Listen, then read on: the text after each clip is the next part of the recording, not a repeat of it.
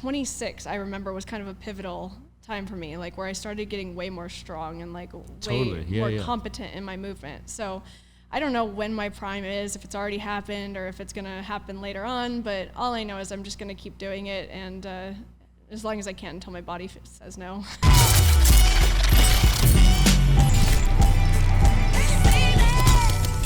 What's up, guys? Today's guest is a professional stuntwoman and a Tempest Pro Athlete. Please welcome to the JAMCast, Sydney Olson.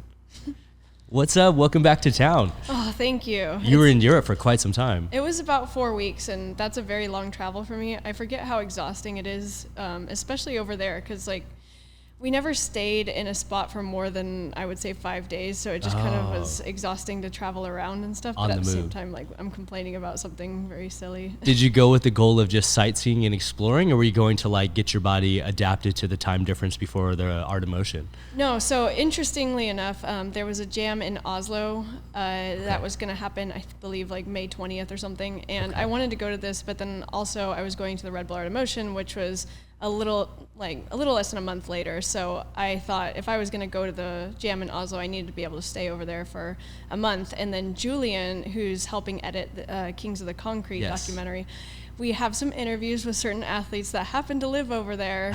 So we wanted to make sure that we got the majority of those athletes that we have to do like more background on. And so it was really cool to get to have him there and to just kind of help with the interviews and getting to document people's lives. It's really cool how people live over in Europe. It's so different than how we do over here. So different. Yeah. One of my best friends, Bailey Payne's over there right now. He's been in the UK for like a month, and he just keeps calling me like how different the training is and the life and people's schedules comparative to the hustle of LA. It's just a little different vibe. So it is. It's much more relaxed over there, I would say, but in the best way possible. Totally. Yeah. And we have to obviously congratulate you. I almost said it at the start of the episode, but you just recently were crowned the women's champion of the 2022 Red Bull Art of Motion, also 2019 winner as well, I believe. Yeah, thank you very much. It came as a surprise to me. I didn't really go out there with the intention to win this time, which is very different than how you would have seen me in the past. I was very dedicated to like, I want to make sure I win this time, and I would do everything possible to do that. But I mean, this time around I just traveled before then. I really didn't get to train that much while we were on the road, and I just totally didn't expect to win. So when the competition started happening, I was very surprised to see that this competitive side is still very much in me. Totally. Just comes back naturally. It did. And you're the first person we've spoken to since the competition. Like, what did you think of the new format with the 3 rounds as opposed to just, one live day of competition? I'll be honest, when I first heard about it, I was not very excited about it. I thought like, it doesn't seem like as fun. It seems like a lot of work and all that, and I just didn't know how to feel about it. But then when we got there, I loved it. Like, I loved every bit of it. The exploration challenge, you go out and you basically just training with your friends, and you just get some clips. You get 3 clips, and one of them I just did a belly flop in the water because I was already happy with the ones that I did. But yeah, I forget every time you go out to these events, it's not so much about the competition. It's the fact that you're getting some of the greatest freerunners in the world together on a Greek island that's pretty hard to get access to. And just the fact that you're doing that is really, really quite exquisite. So I try and keep that in mind every time I'm doing something like that. And so with that exploration challenge, it was just super fun. And then the next day was a video, what do we call it? The spot challenge. Yes. You get a videographer, and mine happened to be Jesse LaFleur, which is such a cool story. Yeah, it's so perfect because he and I have made so many what we would call 24-hour edits or whatever. Yeah.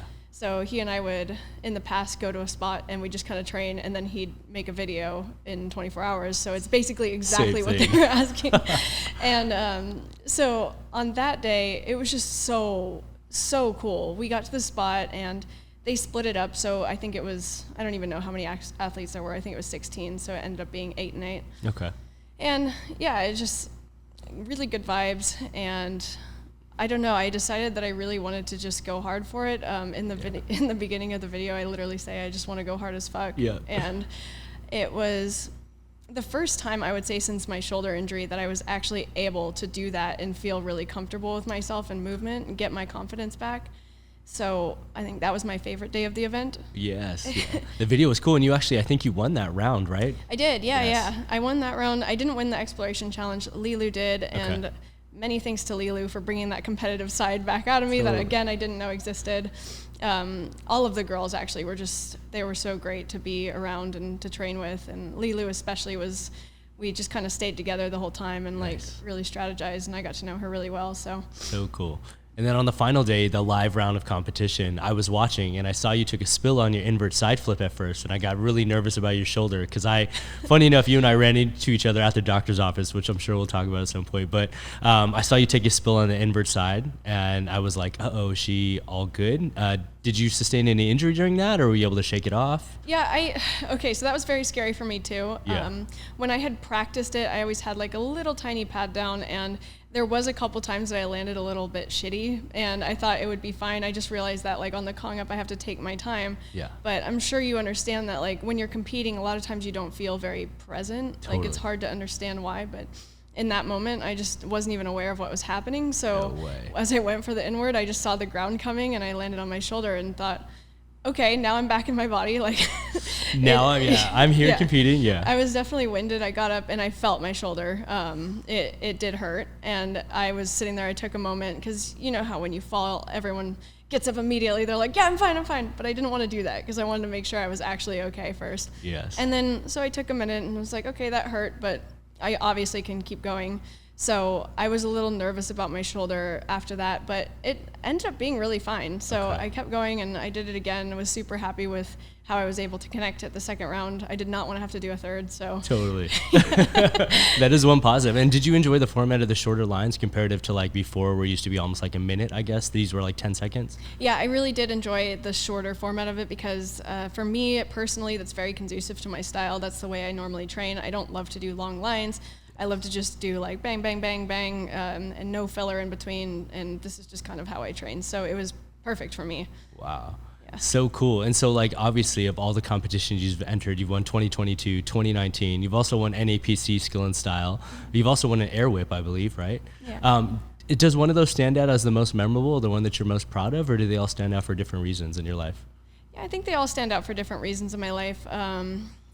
I'm pretty proud of this one just because, like I said, I did not expect that to be a thing, so I was glad that I still have it in me to do that. I'm definitely quite a lot older than the other competitors by like 10 years for the women. I was going to ask you about that. Yeah. But NAPC was cool because I won skill as well in 2019. I think a lot of people don't really view me as like also someone that trains a lot of parkour stuff, so people kind of view me as someone that trains more flips, but I sort of wanted to prove to myself and others that I can keep up with all of the skill challenges as well. So, and that was something that I didn't expect to win. I just wanted to do well, and it was just kind of icing on the cake in that, and I was very proud of it because it was a huge improvement from the year before. I think in 2018 was the first time I did a skill competition. Okay. And it was okay, but it definitely was something that showed me how much I needed to improve in certain things, and I'm someone that once I find out I suck at something, I will train it until it's a lot better. Totally. And not to put any undue pressure on you, but do you have plans of going back to defend your title, so to speak, or do you plan to continue to compete, or where are you at? Because you're also getting the opportunity at this point in your career to also be a judge at a lot of events as well. Yeah, so up until just what happened, I wasn't really planning on competing anymore. I thought I was kind of done with that, and I was totally okay with it. I'm married now. I've got a good career in stunts. I've got a lot of things going for me, so I didn't really feel like it was necessary to keep doing that. But then I got invited for NAPC as well to compete because the last time we had it in 2019. They haven't done it since then because pre-COVID times, COVID and stuff. So they were like, oh yeah, you're already qualified for skill and style, and it's like, well, I'm already qualified. It would be rude not to. So people would die for a chance, right? Yeah, exactly. So it's I do plan on going and competing at NAPC in August. Obviously, if something work-related comes up, I might have to take that instead. But that for now, it's the plan. And then Art of Motion. I mean, who doesn't want a free trip over to some Greek island and compete? So I think I view competition differently than how I used to, but at the same time, I have more of a love for it now than what I used to. I think back in the day, there was so much pressure, and now I just feel really relaxed about it, which actually brings out a better competitor in me. Yeah, totally. That's super cool. And so, like, obviously, with NAPC coming up, are you going to approach it the same way you did this, which was basically not training necessarily with the goal of competition in mind? Or are you just, like, trying to stay healthy and you just inherently think you'll be ready, or? Yeah, I think it's hard to say. I feel like with skill, I have to try a little bit harder because I've lost a lot of, I would say, confidence in that since my shoulder injury and coming back. I mean, I've been back for a little while, but there's certain things like with jumps where I just kind of didn't really get them back yet. So I definitely plan on training those with the intent to do well in the competition. But as far as style and stuff, I feel like I can just kind of keep doing what I'm doing, which is training with the intent of having fun and fully enjoying the session, rather than like, I need to learn this and this and this so that way I can perform it at my best and win. It's very different. And at this point in your career, like obviously having podiumed and won so many competitions, like how did this entire journey start? Like what's the origin story of you within parkour and free running as a sport, and how did you stumble upon it? Oh, it's a long story, so I'll try and make the shorter version. That's what we're here for. Take your time. Okay. So I was a competitive gymnast when I was a kid. Okay. I did that for about 7 years. It was something that actually I would say came quite naturally to me when I was about 7. My sister was a gymnast, and I would watch her at her practice, and then I would take whatever she was doing, and I would go try it in the front yard at my parents' house. Okay. Yeah, so I actually, before I was put in gymnastics, could do a round-off back handspring backflip. Oh, crazy. Yeah, and the way I would go for that was I got the round-off back handspring, and my parents had a hill. So it was kind of like flat, and then there was this hill that dropped off. So I said, if I do the back handspring and then I go for another one on the hill, I don't need to put my hands down. It'll be a backflip. Totally. Yeah. And I would like land on my neck and stuff, and my parents were watching, and I think it's really good that they didn't stop me from trying. Mm-hmm. They just kind of let me do it, and I would notice that I would be a little bit scared, but I'd be like, no, I can do this. And I just keep trying until I got it. So basically, I got put in gymnastics after that, and then that was a very long story of my life. Okay. I don't want to get into it too much, but it was slightly abusive at my first place that I did gymnastics, and then I moved to a much better gym. But even then, gymnastics has this tendency to, how do I explain it? To basically create this version of yourself where you're very like insecure, and you're constantly comparing yourself to other people. Heard this commonly, yeah. Yeah, and it's nothing against these coaches. It's not like they knew what they were doing at the time, but it's something that I look back on and I'm like, yeah, that's the reason why I'm like this now, Totally. So after gymnastics, I quit when I was about 14, and I wanted to do other things in life. And honestly, I just went to school and I did a little bit of snowboarding here and there, but like nothing really physical. And then I was coaching gymnastics, and these guys came in, they were doing parkour, but I had no idea what this was. And when I was watching them, they were just doing flips that looked familiar, but they were very different, Yeah, totally. And they were having so much fun. And so I asked if I could join them. And I learned like a Webster, and then a lot of gymnastics moves started coming back for me, and I like had this goal of taking them all outside. And so that was kind of how that happened. But there was this feeling involved, and it was basically the feeling that I had when I was 7. I was trying those things in the front yard. So that came back to me, and that's when I decided that I wanted to pursue this more. Crazy. So that's basically how that happened, long story short, and now it's a lot of my life. And so how many years do you think you've been like formally training in the sport now? I've been training for 12 and a half years now. Wow. Which is really crazy. I started when I was 17. I would say the first 3 years I wasn't really taking it seriously. Mm-hmm. I was just kind of, like I said, getting gymnastics moves back and doing them outside. But then at some point or another, you realize your fundamentals suck, and it's kind of weird if you can do like a double full, but you can't do a Kong. Totally. So, and where were you? Where was this taking place? Like, where were you born and raised? And when did you eventually make the move out to California? Yeah, so I was born in Port Orchard, Washington, which is a very small town outside of Seattle. I would say it's like across the water if you know the area. There's a peninsula up there. But yeah, so I was born and raised there, and I stayed there up until I was 20. Okay. And I moved to China randomly when I was 20. Your email even used to have China in it, right? Yeah. It's so embarrassing. And I just, honestly, I can't change it at this point because so many people have it. Totally. So I have another email that I use, but it goes to the same one, and then people get confused because then it comes back as Sydney Olson China. I've really screwed up on that one. Oh, it's so funny. And what were you doing in China? What took you over there? Yeah, so the guy that I was seeing at the time, we had a friend that lived over in China. Okay. And he was making a lot of money just teaching English. Of course. Yeah. And at the time I was a nursing assistant, and I realized this was not the path for me. I knew that it was something that I liked, but it wasn't something that I was genuinely passionate about. Totally. So I was just at a loss of like what to do. And so I decided to move to China and thought, why not? Crazy. Yeah. Crazy. It's actually crazy to look back on because I'm like, wow, I kind of can't believe I did that. Yeah. And so I lived there for a year, and during that time was actually when I decided that I wanted to start training parkour a little bit more seriously, because I only had to work about 5 to 10 hours a week. Okay. And the rest of the time I was just training. And so this is when I realized how much of a love I have for this kind of movement. And then when I moved back from China was actually my first time at NAPC, and that was in 2014. Okay. They didn't have a women's division. So basically, I think, if I remember correctly, it was you did it in groups of 2. You competed, it was like battle like style. Paired up. Yeah, kind of totally. like how we did Kings of Concrete, except it was like 2 people, and I don't know, it was very confusing to me, but competitions have evolved a lot. Yeah, so they had like a qualification round, and I ended up actually making it in, and that had surprised me because I didn't really know that I had it in me to do that back then. So I ended up staying at the competition, and I did okay. I mean, I didn't get last place, which was cool. Nice. And I talked to Jesse and Corey, actually. They were there, and they kind of came up to me, and they were very impressed that I was able to get as far as I was, and they were like, who is this? We've never met this person before. And yeah, I guess that would be weird if you just didn't know and you saw like someone that was okay. Totally, yeah, totally. So actually after that, Jesse had got my number, and he messaged me the week after and was saying that he has a music video that he was helping direct, and was wondering if I would be interested in flying down and doing my first ever parkour job in LA. Oh, sick. And so obviously I said yes to this, and I think it paid $500, which at the time was amazing for me. Totally.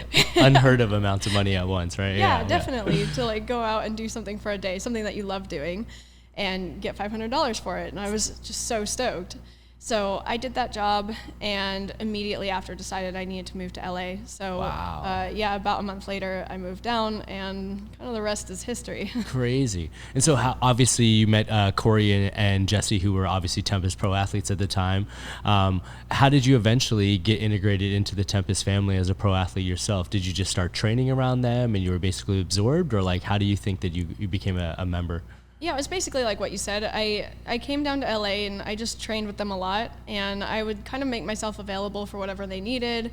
If they were out shooting a video, I would just kind of show up just to hang out, or I always offered my services to like help with lighting or whatever. Totally. But yeah, I stayed around, and I think just over time it just felt natural. We became really good friends, and it was eventually my goal. I wanted to be on the Tempest team. It took a while, but I was grateful for that because it made me want it, and it made me train really hard. I didn't want to like give up over it. I wanted to actually get this, and so eventually Gabe told me that I could be on the team, and I was so excited about it. And yeah. Did you ever get the opportunity to train with Lucy? Oh yeah, I was so stoked to be able to train with Lucy. I met her right when I first moved to LA, and I am always grateful for the way that Lucy was able to take me in as one of her own, and I was able to see her as a mentor and learn so much from her.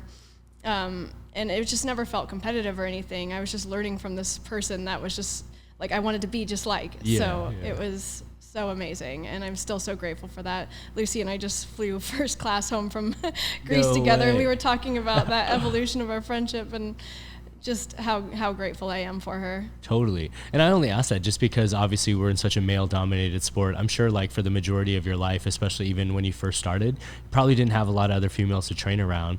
Has that been something that has like forced you to like, I guess, push yourself even harder? Do you enjoy being like one of the few females, or do you actually enjoy the opportunity to like train with others like Lilu most recently over in Greece and stuff like that? Yeah, so I think it's evolved over time. When I first started, like I said, there was no girls involved. Lucy was someone that I knew about, but I didn't, have access to her as a person, really. Totally. And where I came from, there was definitely no girls. I would try and get other ones involved, but they were just never interested. Yeah. And so then when I moved to LA and I was able to train with Lucy, this like blew my mind, that she trained just like the guys did and stuff. And I think when I first started, I had it in my head that, I'm a girl, I'll never be as good as the guys. I don't really need to try that hard. But then when I came across Lucy's videos, that's when I realized that is just bullshit. Yeah. And, she goes so hard. She does. And she was throwing all the stuff that the guys were doing, but it was like way more impressive to me that she was doing this. Totally. And so she's like definitely the reason that I started pushing myself in the first place. And I love training with guys. I really do. I love training with, I would say, Didi and Jeff Garrido the most, because we have somewhat similar styles and I learn a lot from them. And we just kind of pick each other's brains. We come up with lines together. But it does, it definitely does make me push harder. And they constantly bring that part out of me as well. They're like, come on, I think you could do this. And just, it's a very supportive environment. I think training with other women now is really cool because I feel like I kind of have that position where I can help bring them up to that level as well, like push that out of them too.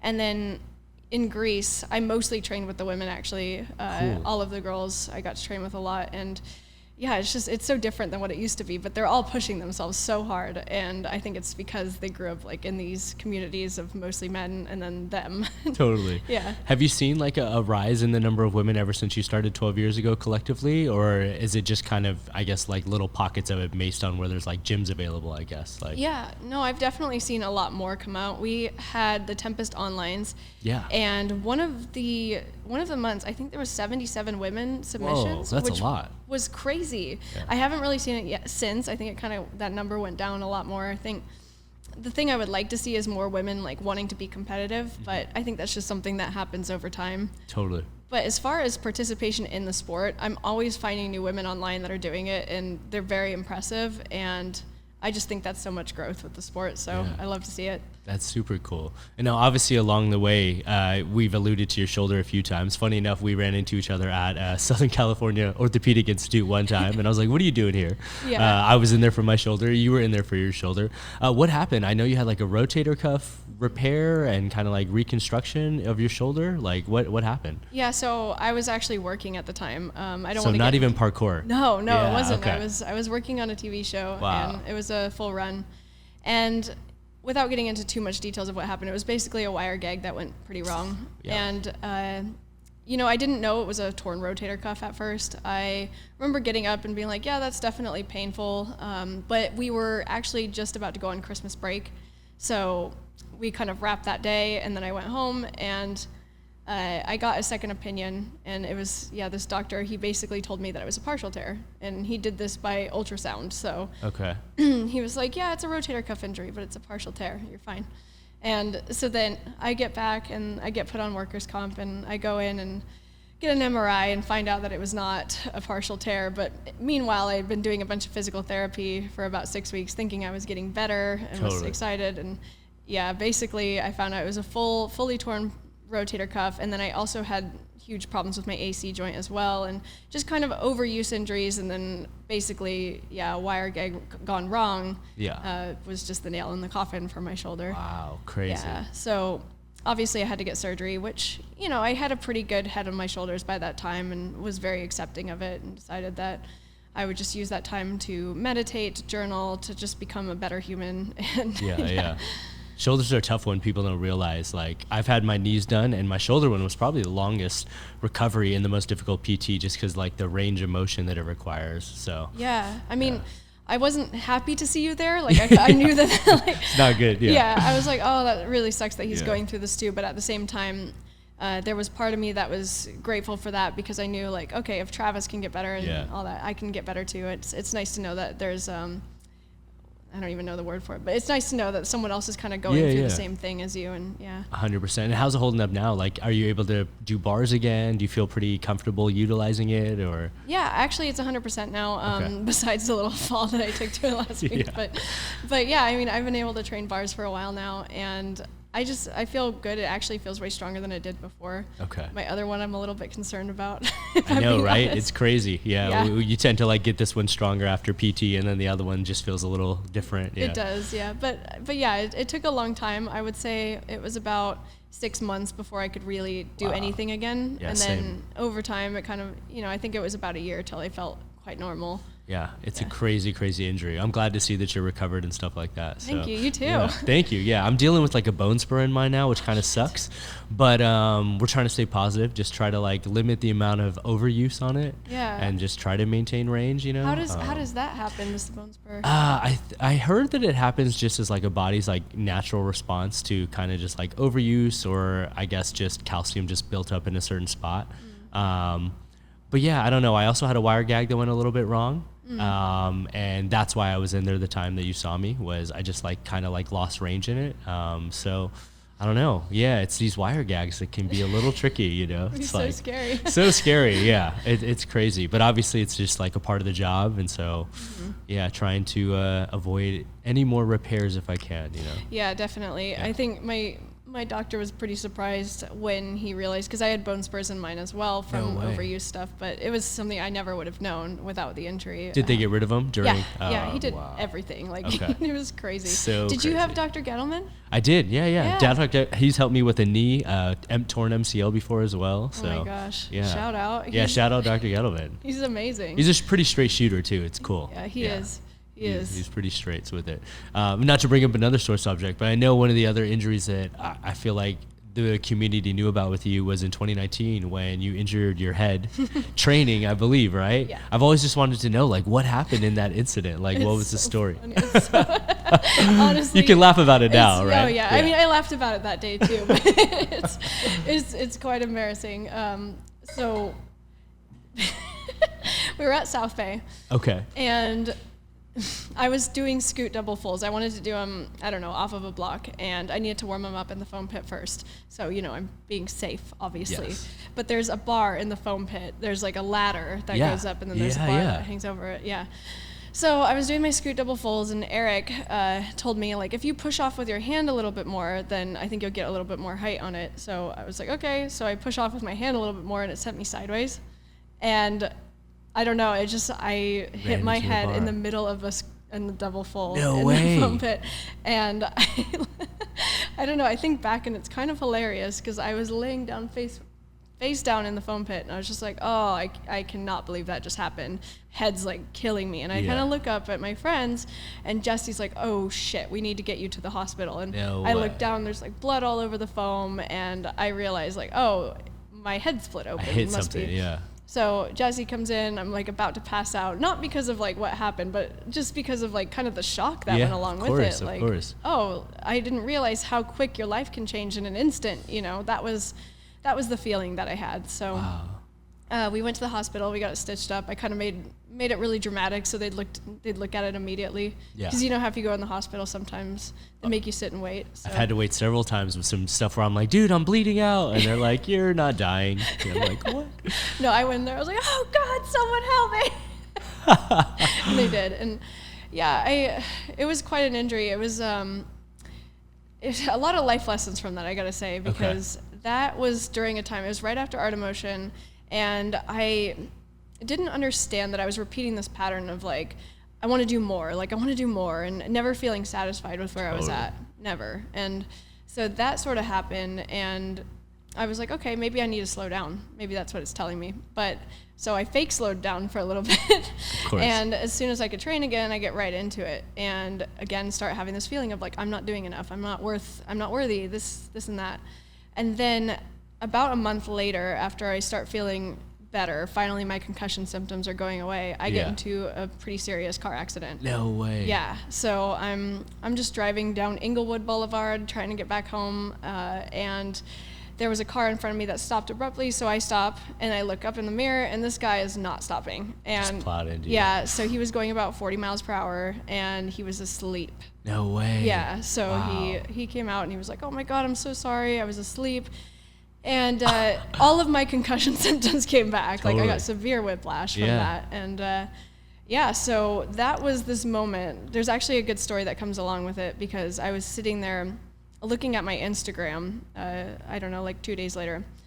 And there was this song playing that's called Slow Down. Yeah. And while the song was playing, there was a glitch on my Instagram, and it was showing me moving way too fast. Crazy. So it was kind of this moment where the universe was like, I am not going to make this any more obvious for you. Slow down. Wow. And so I finally took the advice of the universe, and I kind of just allowed myself to go inward a little bit more and realize that I am worthy. I am enough doing exactly as I am now. I don't need to be doing, I don't need to be the best. I don't need to be anything external. I just need to be myself. And it was a really good lesson for me. I'm super grateful for it, and now I got a cool scar on my forehead. Well, what was the diagnosis? Was it a bunch of stitches in your head, or like? Yeah, so at the hospital, they stitched it together, and it was weird. They asked me if I wanted to be diagnosed with a concussion, and I said, what? What do you mean? Yeah. Yeah, because Give they me were the like, option? they gave me the option because they said, otherwise we have to keep you overnight. And I didn't want to stay overnight, and I'm also not thinking clearly at the time because I'm concussed. So I was like, yeah, I don't want to stay overnight. I'm fine.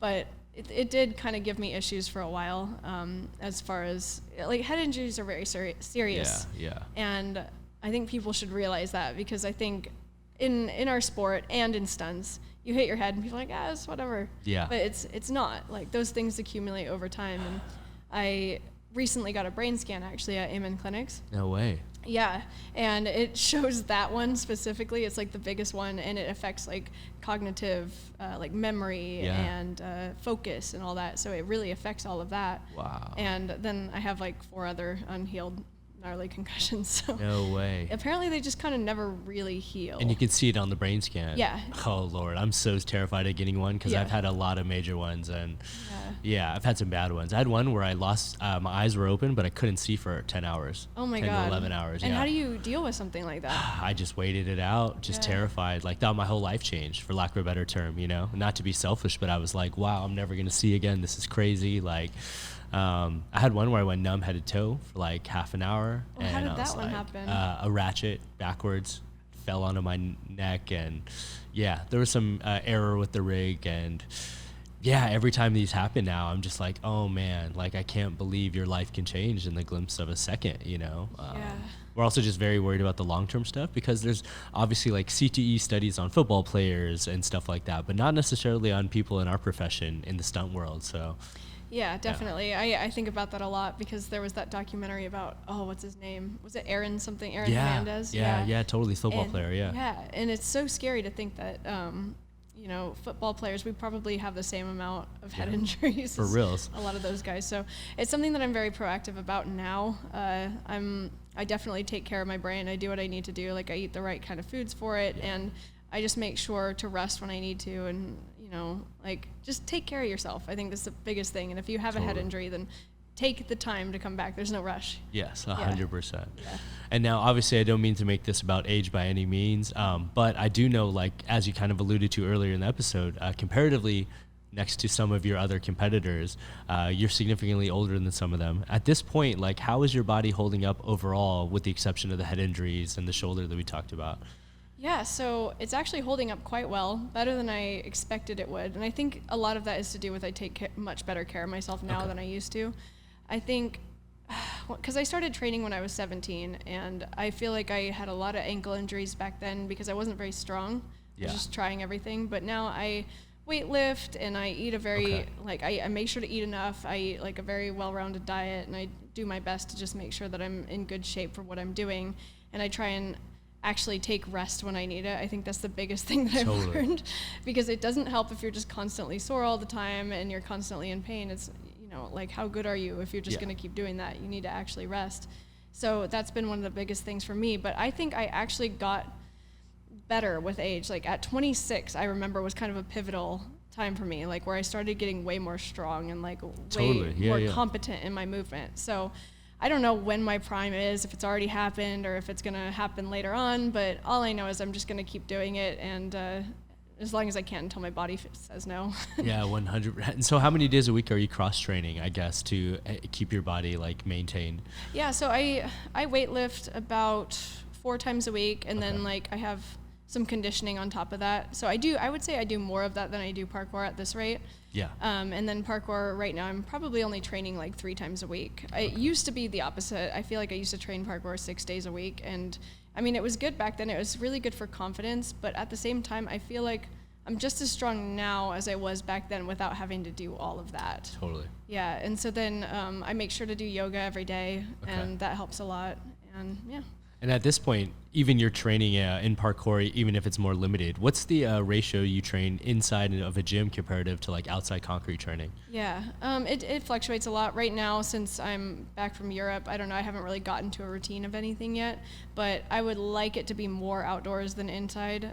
Inside's great for using mats and stuff, and I'm not ashamed to use mats for training, because I think it's, like if we're talking about longevity, it's really important to be able to save your joints, because after Art of Motion, that was 3 days of taking like a lot of impact, and Yes. I definitely felt it. So, so for me, it's I would like it to be a little bit more outdoor as I get ready for NAPC and just get confident with like physical challenges outside. But yeah, I mean, I'm not gonna be too picky about whether or not it's indoors or outdoors. I don't really care as long as I'm getting something in. And at this stage in your career, are you still chasing any specific moves, I guess, for lack of a better term, or are you just training for the fun of it?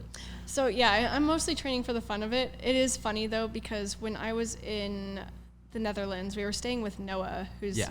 you know Noah. Of course, yeah. Yeah, she's a legend.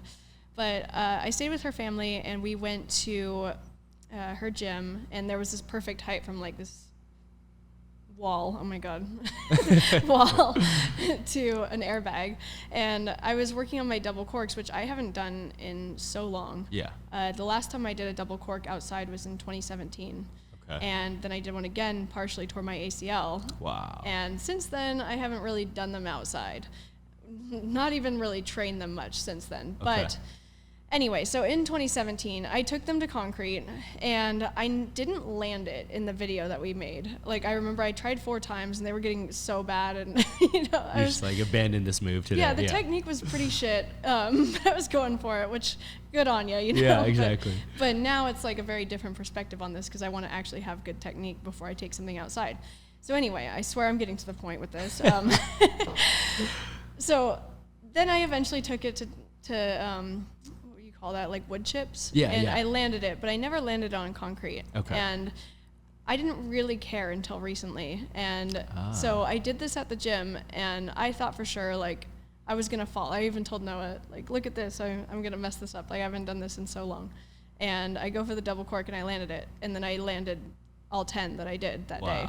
And was like, wow, I did not know that I could do that, because Totally. every time I've tried in the past, I get lost, and I don't know where I'm at. So my goal, I would say, is to actually take my double cork outside to concrete again in the same spot that I did it in 2017 and land it. And I think that would just be a really cool moment for me to be like, hey, you know what? Age doesn't matter, and your belief systems are bullshit sometimes, and you just got to work through them. So that's my goal, is to get that back. And as far as other moves, I'm not really chasing that so much. I'm just kind of doing what feels right. Okay.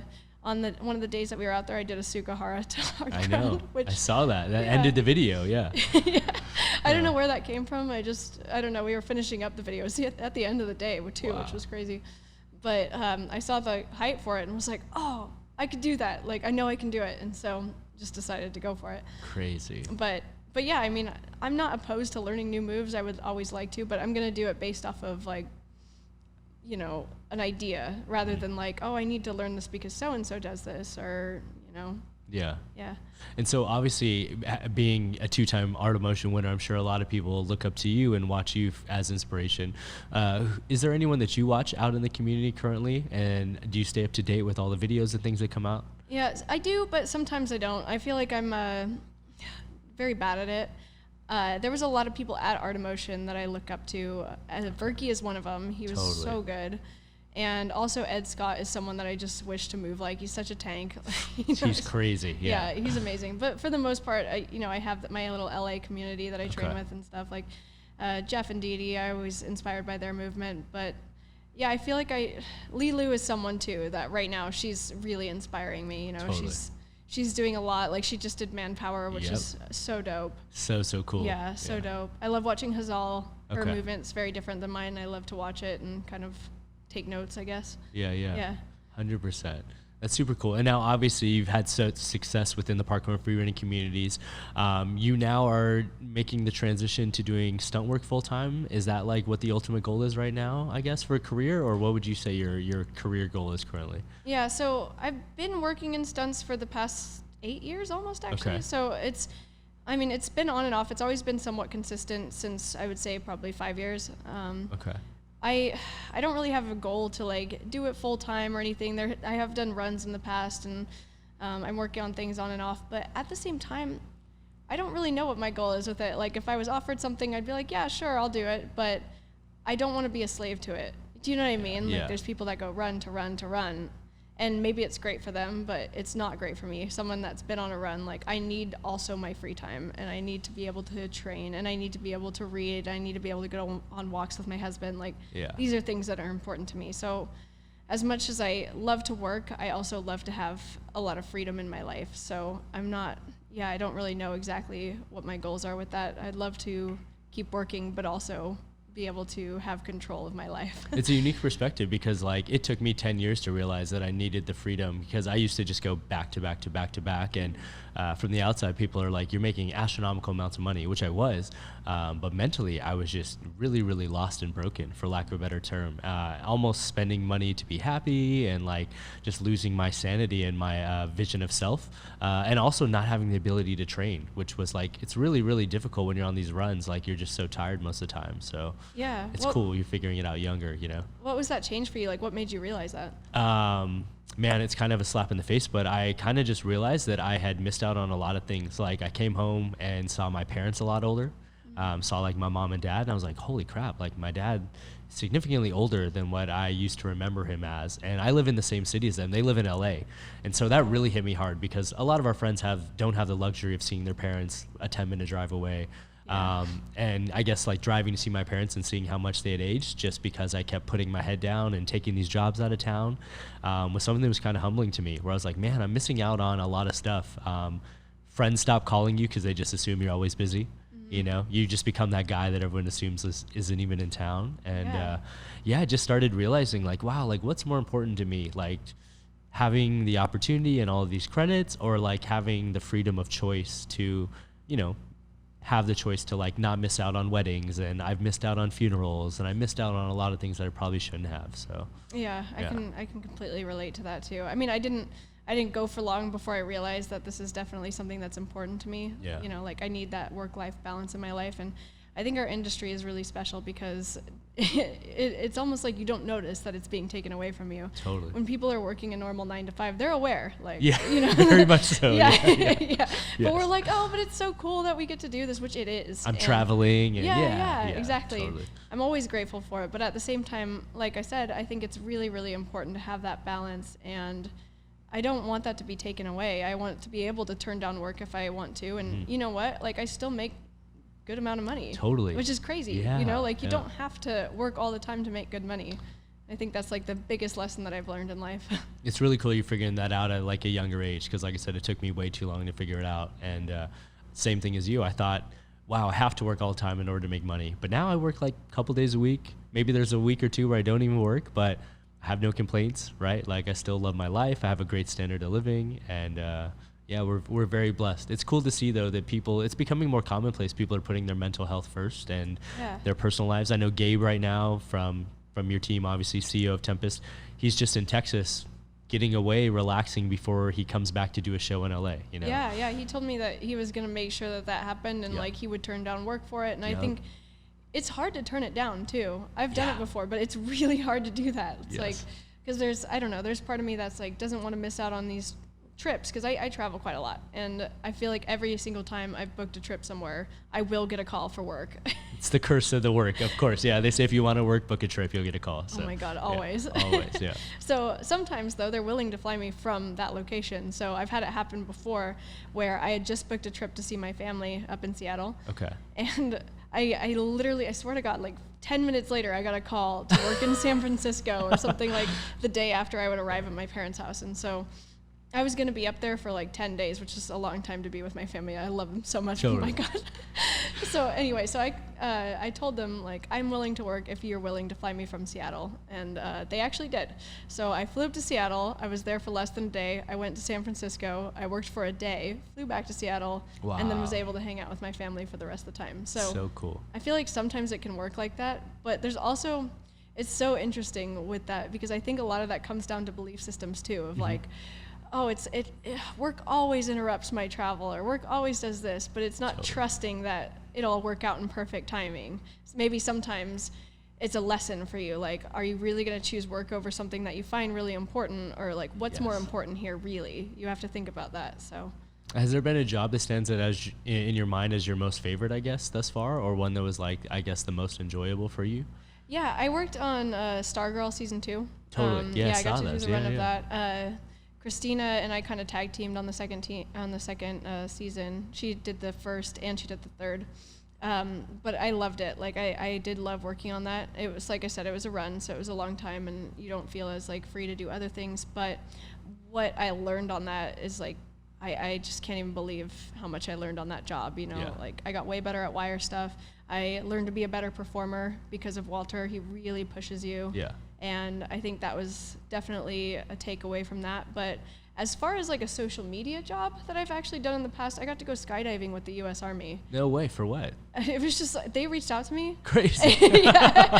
And they're like, you want to skydive? Yeah, and they basically asked me if I wanted to do this, and like the amount that they paid me was amazing. And I flew to, what is that? Was it North Carolina? I think it was North Carolina. Okay. And we jumped out of a plane, and Wow. I just got to like document the experience, and that was it. And it was probably one of the coolest things I've ever done. Like as you're free falling, you're kind of looking around, there's soldiers everywhere, and you're just like, what is my life? So crazy, yeah. We get to do cool shit. It's pretty awesome. Right? How cool is your life? That's pretty cool. Yeah, that is pretty cool. Yeah. Yeah, that's crazy. And so like, what advice would you have for someone that's like, maybe listening, whether they're like a young adolescent girl that wants to get into this sport and, may view it as like a male dominated arena? Like what advice would you have for someone that's out there trying to look into getting into this sport? And then just in general, regardless of gender, like what advice do you have for people that are just starting off from the perspective of, an art of motion world champion, Well, for the girls, I would say you can always follow a lot of girls on social media. If you even just type in the hashtag girl parkour, you'll find a lot of like really, really good women that are in the sport. Yeah. So it feels a lot better than it used to for me, because for me, I feel like I didn't have that, like I had Lucy, but I didn't really see it often. And now you could, there's women everywhere in parkour. So you can constantly look up and view these people and what they're doing and kind of see how they train. But I think the biggest thing is just deciding that you don't need to be intimidated by a lot of these men. Like a lot of these men are very, very supportive. If they're not, then go find some other ones. Like, you know what I mean? Totally, It doesn't have to be complicated in that way. And I think just doing it because you enjoy it, and like find the things that you do enjoy and just train those, and don't be afraid to experiment. I think I got good because I trained the things that I sucked at. I trained the things that I sucked at, and I just kept trying. I kept trying different things. And I think two of the best things about parkour is that, one, you don't get better without confronting a lot of your fears. And two is that there's a lot of trial and error. So anything that you're doing, each time that you do something, you're getting feedback and you're getting better. Yes. So I think those are the biggest takeaways that I have just for everybody in the sport, is like just keep trying. Like you're going to fail a lot, and that just goes for life too. You need to fail so you can get the feedback so that you can keep trying. Learn how to fall correctly. For sure. I think is the biggest thing. Learn how to fall. Learn how to land well. Yes. That too. Yes. And you'll be fine. Amazing. Yeah. Super invaluable advice from someone whose opinion obviously means a lot in this sport. And that's super cool. I really appreciate you coming to share your perspective and lend some stories and insight to everyone on your own personal history. I know that you've been an inspiration to a lot of people around the world, so I'm just glad that we got the chance to share it here with our audience. So thanks for coming through. Well, thank you so much. This is a question I always ask everyone before we leave, and I'm also curious because not only just when Art of Motion, I know you're recently a married woman.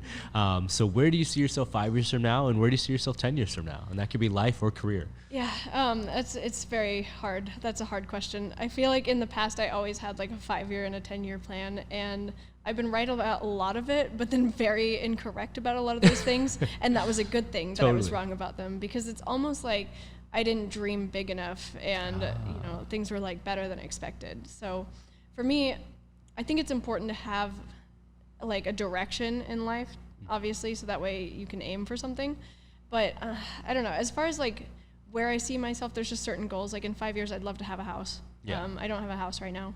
I'd love to have a house. I assume I'll be in LA still, and still working and still doing what I'm doing now. I don't know if I'll be competing anymore. I don't know any of that, but I'm open to the idea that I don't really know, and that like I can trust that these opportunities will come for me to help me feel like I'm in alignment, and to help sort of guide me to the direction that I'd like to go. Totally. for 10 years around, sorry, I'm like trying to figure out the words. In 10 years from now, I'll be 39, Wow. Which is crazy. Yeah. I'm sure I'll probably have a kid by then, maybe. Okay. I want to, but it's also like one of those things that's really hard because, like you have to pause your life. Yeah, you do. So I would like that to be a thing in 10 years, but if it's not, I'm also open to that too. I think I'm just giving you the worst answer right now, is that like I literally do not It's an know. honest one. That's the best, yeah. Yeah, it's honest. Like there's just a lot of things that I'm still confused about, like as far as direction in my life. But one thing that I do know is that in the present, I feel very happy. I feel very grateful, and I'm just glad to be doing what I'm doing. So I'm sure that, 5-10 years from now, it'll continue to be that for me. Like I'll, figure out what I do enjoy, and I'll continue doing that. Hell yeah. Yeah. It's all about being happy. That's what matters the most, more than anything. So Yeah. hopefully you can continue to stay healthy and happy, and everything will be all well in the world. So. Thank you. You too. Thank you. I appreciate it. So before we get out of here, can you look in this camera and let people know where they can continue to stay up to date with your own personal journey and follow along with everything you got going on in your life? Yeah, so on Instagram, which is probably what I'm most active on, you can follow me at Sydney Olson 1. I have a YouTube channel as well. I'm not as much active on there, but you can also follow that. It's just, I don't know, you just type it into YouTube, Sydney Olson. And then I'm actually coming out with my own podcast very soon. It's called Collecting Scars Podcast, and I'm sure it'll be on whatever podcast or Spotify you can find. Hell yes. Yeah. Guys, with that being said, please be sure to hit that like button, comment, subscribe for brand new episodes each every week. Join us every Monday for Jam Breakdowns and every Friday for brand new JAMCast, interviewing influential members of the movement community like Miss Sydney Olson herself. So with that being said, guys, got to give one more very special shout out. Thanks for coming through. I really appreciate it. Thank you. Hell yes. And as always, guys, coming through, I'm your host, Travis Wong. Thanks for joining us here on another JAMCast. Until next time, we'll see you all soon. Peace.